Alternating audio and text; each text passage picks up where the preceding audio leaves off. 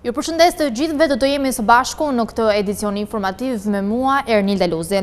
Një projekt I ri autoritetit rrugor shqiptar do të nisë për hyrjen veriore të Tiranës. Drejtori ARSH Ami Kozeli ka thënë për Skan TV se prioritet është lidhja e re me rrugën e Arprit dhe zgjerimi I autostradës Tiranë-Durrës deri në Vor. Autoriteti rrugor shqiptar do nis projektimin për hyrjen veriore të Tiranës, një projekt që synon të lehtësoj trafikun në kryeqytet. I ftuar në emisionin Inside News, kreu I autoritetit rrugor shqiptar Ami Kozeli bëri me dije gjithashtu se po shqyrtohet edhe një tjetër projekt që do lidh qytetin me rrugën e Arbrit. Do të nisim projektimin e hyrjes veriore të Tiranës, pra ato që do të mundsoj shkarkimin e trafikut drejt veriut. Pra do të jetë projektimi dhe zbatimi, që e kemi të parashikuar në buxhetin tonë afatmesëm dhe kryesoj që do të jetë po prapë një zgjidhje shtesë për trafikun e qytetit. Gjithashtu kemi një projekt të ardhur nga Bashkia e Tiranës që bën lidhjen me rrugën e Arbrit, edhe për të cilën ne tani po e shqyrtojmë brenda autoritetit rrugor dhe jemi në komunikim natyrisht edhe me Bashkinë e Tiranës për të nisur zbatimin e kësaj kontrate që po prapë do të lehtësoj goxha trafikun e qytetit. Paralelisht kreu I ARSH tha se prioritet është dhe zgjerimi I autostradës Tiranë-Durrës deri në Vor. Ne duam t'i afrojmë kontratat që sepse I kemi të parashikuar në buxhetin afatmesëm, por I kemi për vitin e ardhshëm, ndërkohë që me shikimin e aktit normativ Ministria dëshiron që to t'i afroj në zbatim, pra t'i afrojmë që brenda këtij viti, që t'i lidhim që gjatë këtij viti, në mënyrë që 2027 t'i gjejmë në zbatim si kontrata dhe bëhet fjalë për fazën 4 edhe 5, ku punimet do të avancojnë deri në Vor, pra në daljen e Vor-Fushkruj. Kozeli foli dhe për ecurinë e disa prej projekteve kryesore në vend, sikurse është Korridori 8, duke theksuar ndër të tjera se është gjetur zgjidhja përfundimtare për të mos ndarë fshatin e Hotolishtit në 2 pjesë. Sipas tij, për këtë pjesë të rrugës Elbasan-Qaftan do të ndërtohet një tunel, ndërsa paralelisht po punohet për projektimin e pjesës tjetër të rrugës, që do bëjë lidhjen me Maqedoninë e Veriut. Punimet inxhinierike të miratuara në tremujorën e parë të vitit 2026 arritën vlerën e rreth 5.8 miliard lekëve sipas të dhënave të Instat. Pjesa më e madhe e investimeve është përqendruar në infrastrukturën e transportit. Investimet në infrastrukturë vijojnë të mbajnë një peshë konsiderueshme në sektorin e ndërtimit. Sipas të dhënave të Instat, në tremujorin e parë të vitit aktual, vlera e punimeve inxhinierike të miratuara arriti në rreth 5.8 miliard lekë, duke përfshirë si projektet e reja ashtu edhe ato rikonstruksione. Peshën kryesore e mbajnë projektet e infrastrukturës së transportit, të cilat përfaqësojnë mbi 70% të vlerës totale të punimeve inxhinierike. Investimet në rrugë dhe autostrada llogariten në rreth 4.1 miliard lekë, nga të cilat 1.67 miliard lekë I përkasin ndërtimeve të reja dhe 2.45 miliard lekë rikonstruksione. Kjo tregon se krahas zgjerimit të rrjetit rrugor, një pjesë e konsiderueshme e fondeve po orientohen edhe drejt përmirësimit dhe rehabilitimit të infrastrukturës ekzistuese. Një tjetër kategori e rëndësishme janë investimet në rrjetet e ujësjellësit, energjisë elektrike dhe telekomunikacionit. Në tremujorin e parë të vitit, vlera e lejeve të miratuar në këtë segment arriti në rreth 1.27 miliard lekë. Investimet në këtë sektor konsiderohen thelbësore për përmirësimin e shërbimeve publike dhe mbështetjen e zhvillimit ekonomik në zonat urbane dhe rurale. Të dhënat tregojnë se gjatë kësaj periudhe nuk janë regjistruar leje për ndërtime komplekse dhe kantiere industriale, ndërkohë kategoria e punimeve të tjera inxhinierike përfaqëson rreth 394 milion lekë, duke zënë një peshë më të vogël në totalin investimeve të miratuara. Në tërësi, punimet inxhinierike përbëjnë rreth 28% të vlerës së përgjithshme të lejeve të ndërtimit të miratuar në tremujorin e parë të vitit aktual. Shifrat tregojnë se krahas zhvillimit të ndërtesave rezidenciale dhe atyre me funksion ekonomik, investimet në infrastrukturë vazhdojnë të mbeten një nga shtyllat kryesore të aktivitetit ndërtues në vend. Shoqëritë e transportit publik po përfitojnë kompensim financiar në masën 50 lekë për litur karburanti për konsumet të realizuara për gjatë periudhës mars-maj 2026. Vlera totale e fondit të parashikuar për këtë skem sipas Drejtorisë së Përgjithshme të Tatimeve arrin në 250 milion lekë. Shoqëritë e transportit qytetes, rreth qytetes dhe ndër qytetes përfitojnë kompensim financiar në masën 50 lekë për litër karburanti për konsumet e realizuara gjatë periudhës mars-maj 2026. Drejtoria e Përgjithshme e Tatimeve bëri të ditur se masa zbatohet në përputhje me vendimet e Këshillit të Ministrave dhe synon të mbështesë operatorët e transportit publik në përballimin e kostove të aktivitetit të tyre. Sipas njoftimit të kësaj të shtune, vlera totale e fondit të parashikuar për këtë skem mbështetëse arrin në 250 10 milion lek. Drejtoria e Përgjithshme e Tatimeve u bëri thirrje të gjitha shoqërive që plotësojnë kriteret e përcaktuara të aplikojnë brenda afateve ligjore për të përfituar këtë kompensim financiar. Subjektet duhet të paraqesin kërkesat pranë drejtorive rajonale tatimore. Afati i fundit për dorëzimin e aplikimeve është data 1 gusht 2026. Ndërkohë, 30 maj është dita e fundit e detyrimit për instalimin e POS-ve te sektori i shërbimit të transportit publik, ku shoqatat kanë kërkuar shtyrje afati. Për shoqatat e transportit publik urban dhe interurban, mbetet e paqartë çështja e ndarjes së kostot për komisionet bankare që do të rrisë edhe 30 lek çmimin e biletës nëse paguhet me kartë bankare. Misioni monitorues i programit të investimeve për Ballkanin Perëndimor ka reafirmuar partneritetin strategjik me Bashkimin Evropian. Shqipëria ka përfituar mbi 76 milion euro mbështetje buxhetore. Këto fonde së bashku me grantet për projekte strategjike në zbatim po kontribuojnë drejt për drejt në zhvillimin ekonomik të vendit. Shqipëria vjen të bëjë hapa të rëndësishëm përpara në përmbushjen e angazhimit të saj në kuadër të instrumentit për reforma dhe rritje, një mekanizëm kyç i Bashkimit Evropian që mbështet reformat strukturore, rritjen ekonomike dhe përshpejtimin e procesit të integrimit evropian të vendeve të Ballkanit Perëndimor. Gjatë vizitës së misionit monitorues të programit të investimeve për Ballkanin Perëndimor, platformë financiare e krijuar nga Bashkimi Evropian, institucionet financiare ndërkombëtare dhe donator dypalësh me qëllim financimin dhe mbështetjen e projekteve prioritare në infrastrukturë, energji, mjedis, transport, digitalizim dhe zhvillim social, është reafirmuar partneriteti strategjik me Bashkimin Evropian. Fal instrumentit për reforma dhe rritje, si dhe mbështetjes së ofruar për periudhën raportuese nga dhjetori 2024 deri në qershor 2025, Shqipëria ka përfituar mbi 76 milion euro mbështetje buxhetore. Këto fonde, së bashku me grantet për projekte strategjike në vlerën e 381 milion eurove, të cilat janë në zbatim, po kontribuojnë drejt për drejt në zhvillimin ekonomik të vendit dhe në përmirësimin e cilësisë së jetës së qytetarëve. Ministri Financave Petrit Malaj thekson se investimet e mbështetura nga Bashkimi Evropian dhe institucionet financiare ndërkombëtare po ndihmojnë në modernizimin e infrastrukturës, forcimin e sektorëve strategjik dhe krijimin e mundësive të reja për bizneset dhe komunitetet lokale. Kredi e re u rrit me 6.1% në 4 muajt e parë të vitit, duke arritur në 137.7 miliard lek. Rritja u mbështet kryesisht nga huat në lek, veçanërisht tek individët. Ndërkohë, kreditimi në euro për blerje banesa shënoi rënje të fortë krahasuar me një vit më parë.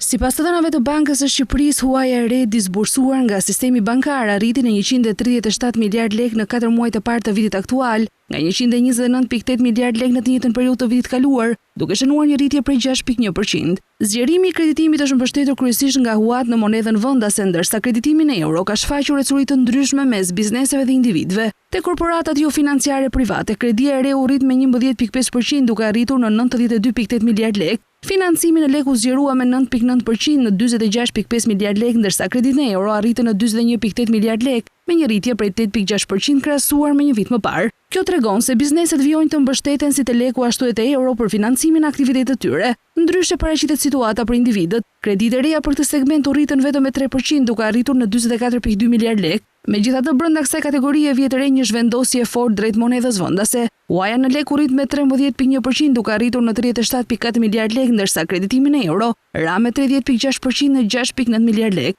Rënia e huamarrjes në euro lidhet kryesisht me kredit për blerje banesash. Në 4 muajt e parë të vitit, krediti hipotekore në euro zbritën në 3.9 miliard lek nga 7.3 miliard lek një vit më parë, duke shënuar një tkurrje prej 46.6%. Në të kundërt, kredit për banesa në lek u rritën me 4.5% duke arritur në 16.3 miliard lek. Të dhënat tregojnë se procesi i orientimit të huamarrjes drejt monedhës vendase po vazhdon, veçanërisht te individët. Forcimi i lekut gjatë viteve të fundit dhe preferenca për të marrë kredi në të njëjtën monedhë me të ardhurat, duket se po ndikojnë gjithmonë më shumë në zgjedhjet e huamarrësve. Ndërkohë, bizneset mbeten më të ekspozuara ndaj euros për shkak të aktivitetit tregtar dhe të ardhurave që një pjesë e tyre gjenerojnë në valutë. Qeveria ka hedhur për konsultim publik një projektligj për inteligjencën artificiale, i cili synon të vendosë në kontroll sistemit i inteligjencës artificiale në Shqipëri, si edhe përcakton masa administrative për shkelësit. Zhvillimi i shpejtë i sistemeve të inteligjencës artificiale në Shqipëri ka krijuar nevojën për një kuadër të posaçëm ligjor që garanton përdorimin e sigurt transparent dhe të përgjegjshëm të këtyre teknologjive. Mungesa e një kuadri të dedikuar ligjor për AI-n krijon pasiguri juridike për operatorët ekonomik dhe institucionet publike. Mungesë standardesh për sigurinë dhe transparencën e sistemeve AI, si dhe rrezik për conimin e të drejtave themelore dhe të dhënave personale. Për këtë arsye, qeveria ka hedhur për konsultim publik një projekt ligj për inteligjencën artificiale, i cili synon klasifikimin e sistemeve të AI-s sipas nivelit të rrezikut. Kërkesa të posaçme për sistemet me rrezik të lartë, detyrime për ofruesit, përdoruesit, importuesit dhe shpërndarësit, mekanizma të mbikëqyrjes së tregut dhe vlerësimit të konformitetit, krijimin e sandboxeve rregullatore për inovacionin, masa administrative dhe mekanizma kontrolli, bashkëpunim institucional ndërmjet autoriteteve kompetente. Efektet e pritshme të projektligjit janë rritja e sigurisë juridike dhe teknike në përdorimin e AI-s, mbrojtja më efektive e qytetarëve dhe konsumatorëve, harmonizimi me standardet e Bashkimit Evropian, nxitja e inovacionit dhe investimeve në teknologji, forcimi i mbikëqyrjes institucionale dhe mbrojtjes së të drejtave themelore. Drafti përcakton se sistemet e inteligjencës artificiale që janë hedhur në treg ose janë vënë në shërbim përpara hyrjes në fuqi të këtij ligji, mund të vazhdojnë të përdoren me kusht që të përputhen me kërkesat e këtij ligji brenda një periudhe tranzitore prej 24 muajsh. Ofruesit dhe përdoruesit e sistemeve AI me rrezik të lartë duhet të përshtasin sistemet e tyre në përputhje me këtë ligj brenda 12 muajve nga hyrja në fuqi e tij. Modelet e inteligjencës artificiale me qëllim të përgjithshëm duhet të përmbushin kërkesat përkatëse brenda 12 muajve nga miratimi i akteve nënligjore përkatëse.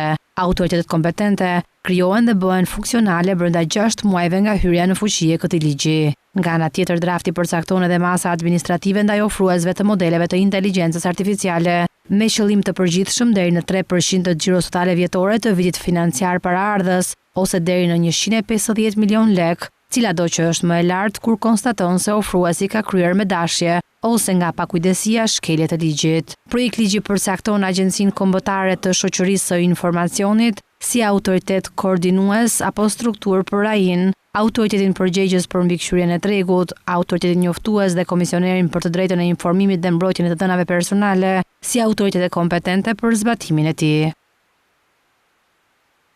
Inteligjenca artificiale po përdoret gjithnjë më shumë për analizë dhe vendimarrje, duke kaluar përtej rolit tradicional të automatizimit të detyrave rutinë.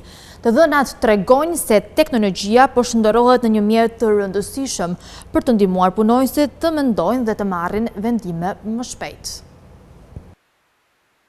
Përdorimi i inteligjencës artificiale në vendin e punës po evolon me ritme të shpejta, duke kaluar përtej automatizimit të detyrave rutinë dhe duke u shndërruar në një mjet të rëndësishëm për analizë dhe vendimarrje. Të dhënat më të fundit tregojnë se punonjësit po e përdorin gjithnjë më shumë AI-n për të vlerësuar informacionin, për të analizuar alternativa dhe për të marrë vendime më të shpejta dhe më të informuara. Ky zhvillim sfidon parashikimet e para për ndikimin e inteligjencës artificiale në tregun e punës. Fillimisht fokusi ishte te automatizimi i detyrave të përsëritura, si përpunimi dokumenteve, organizimi të dhënave apo puna administrative. Megjithatë, në praktik teknologjia po përdoret gjithnjë më shumë për aktivitete që kërkojnë mendim të strukturuar dhe analizë të thelluar. Sipas të dhënave nga Visual Capitalist, vendimarrja përfaqëson sot një nga pjesët më të madhe të përdorimit të AI-t në vendin e punës, sesa disa nga detyrat tradicionale të zyrës të marra së bashku, duke përfshirë dokumentacionin, planifikimin dhe proceset administrative. Ndërkohë, aktivitetet që lidhen me komunikimin dhe marrëdhëniet njerëzore mbeten më pak të ndikuara nga inteligjenca artificiale. Këshillimi i kolegëve, zgjidhja e konflikteve, trajtimi i stafit apo angazhimi publik përbëjnë ende vetëm një pjesë të vogël të përdorimit të përgjithshëm të teknologjisë. Kjo sugjeron se AI performon më mirë se detyrat që kërkojnë analizë logjike dhe procese të strukturuara, ndërsa aspektet që varen nga inteligjenca emocionale dhe ndërveprimi njerëzor mbeten kryesisht në duart e njerëzve. Megjithatë, detyrat tradicionale të produktivitetit vazhdojnë të kenë një pjesë të konsiderueshme. Dokumentacioni përfaqëson rreth 12% të aktivitetit të AI-t në vendin e punës, ndërsa kërkimi dhe gjetja e informacionit përbëjnë 13% të përdorimit total. Kjo reflekton integrimin gjithnjë më të madh të mjeteve të inteligjencës artificiale në proceset e përditshme të punës, nga përmbledhja e takimeve dhe artimi i raporteve deri te kërkimi i informacionit dhe organizimi i njohurimeve brenda kompanive. Ekspertët vlerësojnë se roli i AI-t po ndryshon nga një mjet në krijimin e përmbajtjes në një partner për mbështetjen e vendimarrjes. Nëse ky trend vazhdon, vendi i punës i së ardhmes mund të mos karakterizohet nga zvendësimi i plotë i punonjësve, por nga bashkimi i ngushtë mes njerëzve dhe inteligjencës artificiale për të përmirësuar analizën, produktivitetin dhe cilësinë e vendimeve të përditshme. Kontrolli shtetëror mbi teknologjitë sensitive do të shtrihet edhe mbi sisteme kibernetike, pajisje, survejimi, radar dhe dron. Ndryshimet e miratuara nga qeveria synojnë për afrimin e plot me rregullat e Bashkimit Evropian për mallrat me përdorim të dyfisht. Shqipëria ka përditësuar listën e mallrave dhe teknologjive me përdorim të dyfisht, duke forcuar kontrollin mbi produkte që mund të përdoren si për qëllime civile, ashtu edhe ushtarake. Në fletoren zyrtare është publikuar vendimi i Këshillit të Ministrave që përafron legjislacionin shqiptar me rregulloren më të fundit të Bashkimit Evropian për eksportet sensitive. Lista e re përfshin qindra materiale, pajisje dhe teknologji të avancuara, nga pajisjet bërthamore, sistemet e navigimit dhe radarët, deri te inteligjenca elektronike, dronët, lazerët industrial dhe pajisjet për sigurinë informatike. Në dokument përmenden edhe teknologji që lidhen me përdorimin e komunikimeve, sistemet satelitore, pajisje për përgjime elektronike dhe komponentë që mund të përdoren në industrinë ushtarake apo në prodhimin e armëve. Në listë përfshihen teknologji të avancuara të telekomunikacionit dhe sigurisë informative, ku hyn programe kompjuterike, sisteme enkriptimi, pajisje survejimi elektronik dhe mjete që mund të përdoren për ndërhyrje në rrjete apo për mbrojtje kibernetike. Dokumenti përfshin gjithashtu sensor, sisteme radarike dhe pajisje të përdorura në aviacion dhe në industrinë hapësinore. Pjesë e listës janë edhe materiale kimike, biologjike dhe pajisje laboratorike që mund të përdoren për kërkime shkencore, por që në rrethana të caktuara mund të kenë edhe përdorim ushtarak. Për këtë arsye, transferimi i tyre jashtë vendit do të jetë subjekti autorizimeve dhe kontrolleve shtetërore. Sipas qeverisë, ndryshimet synojnë të harmonizojnë Shqipërinë me standardet e Bashkimit Evropian dhe të rrisin sigurinë në transferimet ndërkombëtare të teknologjive sensitive, në një kohë kur kontrolli mbi eksportet strategjike dhe siguria kibernetike po marrin gjithnjë më shumë rëndësi në nivel global. Mbi 100 ankesa për tenderet publik vetëm në muajin prill. Shumica e kundërshtimeve lidhen me mënyrën e vlerësimit të ofertave, ndërsa vendimet e Komisionit të Prokurimit Publik kanë sjellë kursime prej mbi 22 milion lekësh për buxhetin e shtetit. Ankesa për tenderet publik vijojnë të mbeten të larta. Vetëm gjatë muajit prill në Komisionin e Prokurimit Publik janë regjistruar 112 ankesa, të gjitha të lidhura me procedurat e prokurimeve. Shumica e tyre lidhen me fazën e vlerësimit të ofertave, por sipas të dhënave të publikuara nga Komisioni i Prokurimit Publik, 69 ankesa janë depozituar për fazën e vlerësimit të ofertave, ndërsa 43 të tjera kanë pasur si objekt dokumentet standarde të tenderit. Nga ana tjetër, sektorët më problematik rezultojnë shërbimet dhe furnizimi me mallra, të cilat së bashku përbëjnë mbi 100 ankesa të regjistruara gjatë muajit. Pesha më e madhe e ankesave vjen nga qarku Tiranës, e ndjekur nga Vlora dhe më pas qarqet e tjera të vendit, ndërkohë pjesa më e madhe e procedurave të ankimuara i përkasin pushtetit vendor me 57 procedura prokurimi të kontestuara gjatë muajit prill. Gjatë kësaj periudhe, Komisioni ka marrë 85 vendime, ndërsa ka shqyrtuar dhe zgjidhur 93 ankesa. Një tjetër tregues i rëndësishëm lidhet me efektin financiar të vendimarrjes së Komisionit, ndërkohë janë arkëtuar mbi 18 milion lek tarifa financiare si garanci për procedurat e prokurimit, ndërsa mbi 10 milion lek u janë kthyer operatorëve ekonomik pas përfundimit të shqyrtimit të ankesave. Shqiptarët po përdorin gjithnjë e më shumë internetin dhe gjithnjë e më pak telefonata tradicionale apo SMS-t. Sipas AKEP, konsumi i internetit celular u rrit me mbi 22%, duke treguar se komunikimi po zhvendoset drejt aplikacioneve dhe platformave online. Interneti po kthehet gjithnjë më shumë në mënyrën kryesore të komunikimit për shqiptarët. Të dhënën më të fundit Autoriteti të Komunikimeve Elektronike dhe Postare për tremujorin e parë të vitit 2026 tregon një ndryshim të qartë të sjelljes së qytetarëve. Më shumë përdorim interneti, më pak telefonata dhe shumë më pak SMS. Vetëm në 3 muajt e parë të vitit, shqiptarët konsumuan rreth 68 milion gigabajt internet nga rrjetet celulare, një rritje me mbi 22% krahasuar me të njëjtën periudhë të vitit të kaluar. Kjo është një nga rritjet më të forta të viteve të fundit dhe tregon se komunikimi po zhvendoset pothuajse plotësisht drejt platformave online si WhatsApp, Instagram, TikTok apo aplikacioneve të tjera të komunikimit. Në anën tjetër, përdorimi tradicional i telefonit po bie gradualisht. Minutat e telefonatave kanë rënë më afro 6%, ndërsa SMS SMS-t me mbi 11%. Praktikisht, qytetarët po flasin dhe shkruajnë më pak në mënyrën klasike dhe po përdorin më shumë internetin për videothirrje, mesazhe apo komunikim në rrjetet sociale. Kjo vjet re edhe te konsumi mesatar mujor. Një përdorues celular në Shqipëri përdor rreth 11 GB internet në muaj, ndërsa dërgon mesatarisht vetëm 11 SMS. Ky është një tregues i qartë se SMS-t po humbasin rolin që kishin ndikuar. Raporti tregon gjithashtu se në Shqipëri ka rreth 2 milion përdorues aktiv të internetit celular dhe afro 2.4 milion përdorues aktiv të telefonisë mobile, ndërkohë numri i kartave SIM aktive ka rënë me mbi 8% krahasuar me vitin e kaluar. Kjo interpretohet si një tendencë ku qytetarët po mbajnë më pak numra telefoni, por po përdorin më intensivisht internetin në pajisjet që kanë. Një tjetër zhvillim interesant lidhet me mënyrën e pagesës së shërbimeve celulare, edhe pse parapagimi mbetet dominues, diferenca me abonentët me kontratë është ngushtuar ndjeshëm. Kjo tregon se përdoruesit po kërkojnë më shumë paketa fikse me internet dhe shërbime të kombinuara, sidomos për përdorim të vazhdueshëm online.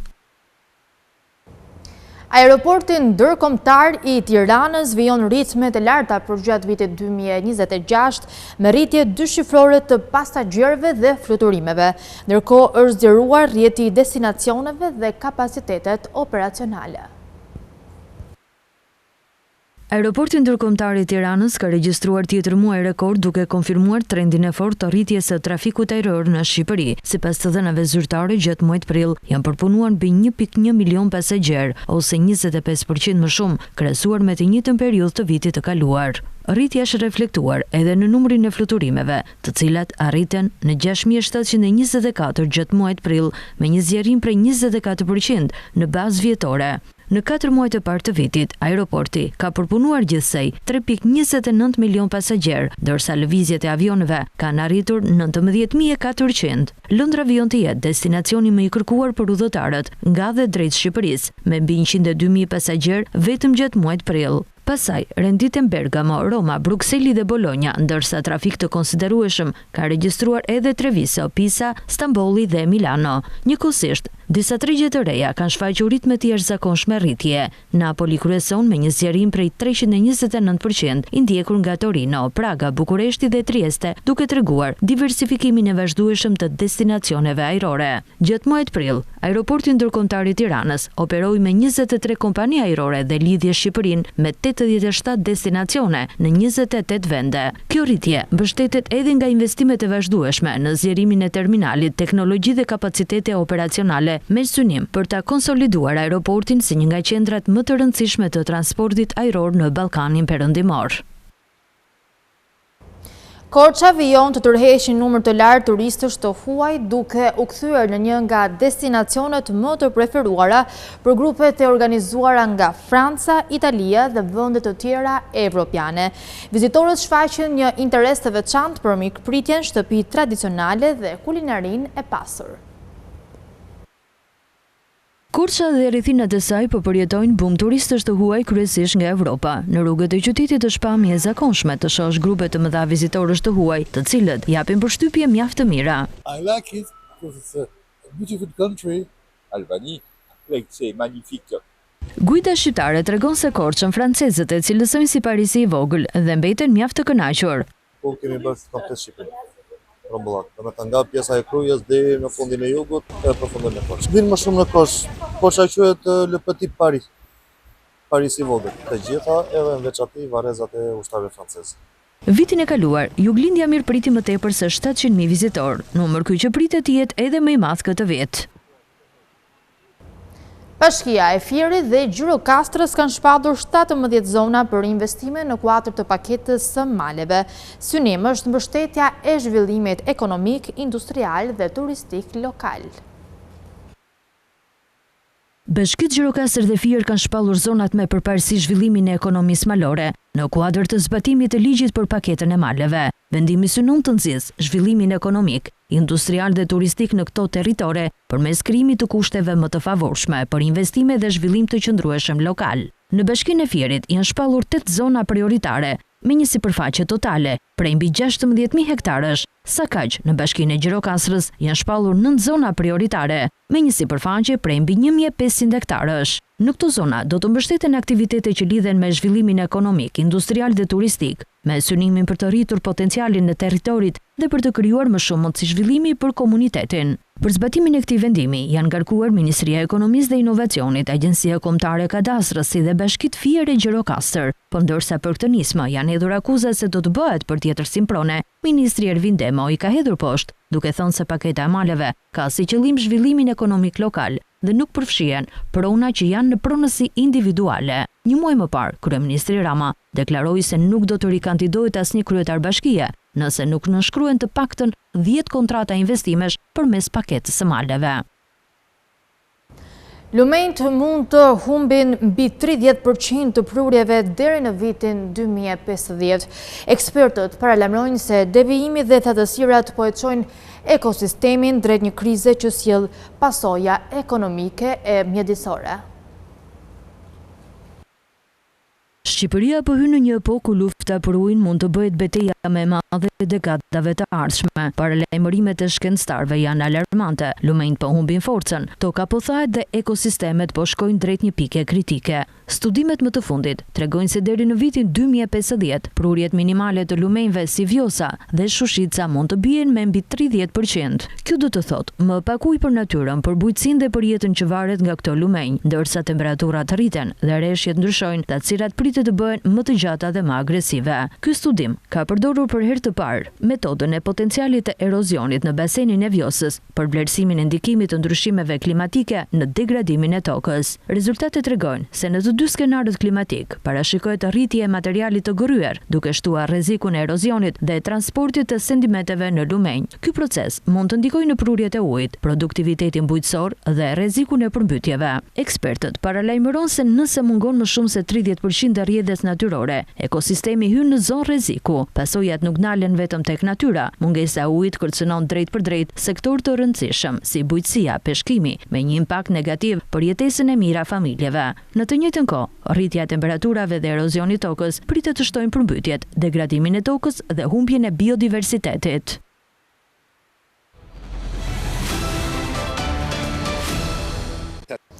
Gjykata e lartë e Greqisë ka marrë një vendim të rëndësishëm për shtetësinë për të huajt. Aplikantët nuk janë të detyruar të provojnë një nivel minimal të ardhurash vjetore për të fituar shtetësinë. Nga ky vendim pritet të përfitojnë mijëra shqiptarë që jetojnë dhe punojnë prej dekadash në këtë shtet. Gjykata e lartë administrative e Greqisë ka marrë një vendim të rëndësishëm i cili sjell një ndryshim të dukshëm në mënyrën se si trajtohen kërkesat për shtetësi greke nga emigrantët. Sipas këtij vendimi, marrja e shtetësisë nuk mund të varet vetëm nga të ardhurat ekonomike të aplikantit. Gjykata thekson se nuk ekziston një detyrim ligjor për të provuar nivel minimal page apo të ardhurash vjetore për të përfituar shtetësinë. Kjo do të thotë se mungesa e të ardhurave të larta nuk mund të jetë më arsye vetme për refuzimin e një aplikimi. Në vend të kësaj, autoritetet greke janë të detyruara të bëjnë një vlerësim të plot të integrimit e emigrantit në shoqëri. Ky vlerësim përfshin elementë të tillë si puna dhe aktiviteti profesional, pagesat e sigurimeve dhe taksave, jeta familjare dhe shoqërore në Greqi, si dhe kohëqëndrimi dhe lidhja reale me vendin. Gjykata gjithashtu shqyrtoi një vendim ministror të vitit 2021, i cili kishte përcaktuar disa tregues të integrimit ekonomik dhe social. Sipas interpretimit të ri, ky vendim nuk mund të përdoret për të vendosur një prag të detyrueshëm të ardhurash, por vetëm si një nga elementët e vlerësimit të përgjithshëm. Çdo refuzim automatik mbi bazën e të ardhurave konsiderohet i papajtueshëm me ligjin. Ky vendim pritet të ketë ndikim të drejtë për drejtë në mira dosjet e emigrantëve, si ato që janë në shqyrtim, ashtu edhe në rastet e refuzuara më parë, të cilat mund të kërkojnë rishikim ligjor. Ekspertët e vlerësojnë këtë si një kthes të rëndësishme në politikat e shtetësisë, duke zhvendosur fokusin nga kriteret thjesht ekonomike drejt integrimit real social dhe jetës së përditshme të emigrantëve në Greqi. Vendimi i Këshillit të Shtetit për e mira e emigrantë shqiptar, veçanërisht shqiptar, shihet si një hap drejt një procesi më të drejtë dhe më njerëzor për marrjen e shtetësisë. Kujtojmë se rreth 3 muaj më parë Kuvendi i Greqisë miratoi projekt ligjin promovimi politikave të migracionit të lidhshëm, me të cilin qeveria synon të krijojë kuadër efektiv si mjet për frenimin e migracionit të paligjshëm dhe për mbështetjen e ekonomisë.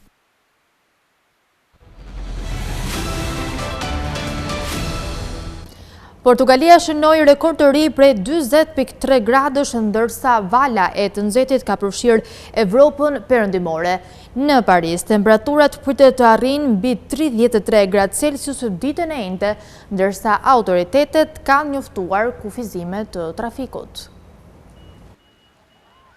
Portugalia vendosi rekord të ri me temperatura prej 40.3 gradësh në maj, ndërsa një valet të nxehtit përfshiu Europën perëndimore, duke nxitur masa mbrojtëse edhe në Francë, Itali e Spanjë. Portugalia vendosi kështu rekordin e ri, duke thyer atë të mëparshëm prej 40 gradë Celsius të vendosur në maj të vitit 2001. Vala e të nxehtit ka përfshirë pjesën më të madhe të Europës perëndimore, duke shkaktuar probleme nga Franca në Itali, ku kryeministri francez diskutoi mbi mbasat përgatitore për të përballuar nxehtësinë ekstreme. Temat përfshin planet për të luftuar zjarret në pyje dhe për të siguruar furnizime të mjaftueshme me ujë gjatë stinës së verës. Në Paris, ku temperaturat pritet të shkojnë mbi 34 gradë Celsius, autoritetet njoftuan kufizime të trafikut prej kësaj fundjavë. Vetëm makinat me emetim të ulët karboni do të lejojnë në rrugë, kufit e shpejtësisë do të ulen dhe do të ofrohet një bilete vetme për transportin publik. Një alarm protokolli i cili bëri thirrje për kujdes të madh është në fuqi për 17 departamente në veri perëndim të vendit, përfshirë edhe kryeqytetin Paris. Autoritetet italiane lëshuan një alarm të kuq, të parin e këtij lloji këtë vit për disa qytete, duke përfshirë Romën, Firenzen, Bolonjën e të tjerë. Paralajmërimi tregon pasoja të mundshme negative shëndetësore edhe për njerëzit e shëndetshëm dhe aktiv. Në Rom temperatura do të kapërcejnë 32 gradë Celsius. Spanja pritet gjithashtu të përjetojë temperatura mjaft të larta, me Madridin që pritet të arrijë në 35 gradë Celsius. Edhe pse kjo periudhë nuk konsiderohet zyrtarisht si valet të nxehtit në Spanjë, Shërbimi Kombëtar Meteorologjik thotë se një nxehtësi e tillë është tipike për korrikun dhe gushtin.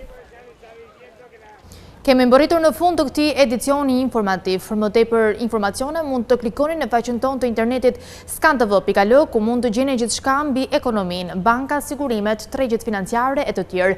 Gjithashtu mund të na ndiqni edhe në rrjetet sociale si Facebook, Instagram, YouTube dhe LinkedIn. Faleminderit për vëmendjen, bashkë mirëpafshim.